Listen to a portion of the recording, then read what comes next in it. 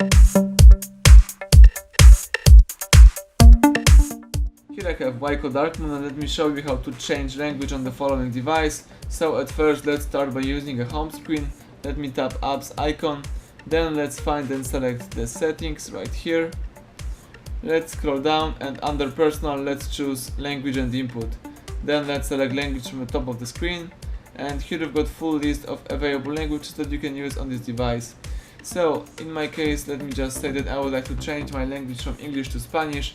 So let's tap on Español, and now as you can see the whole list of settings and also applications goes into Spanish.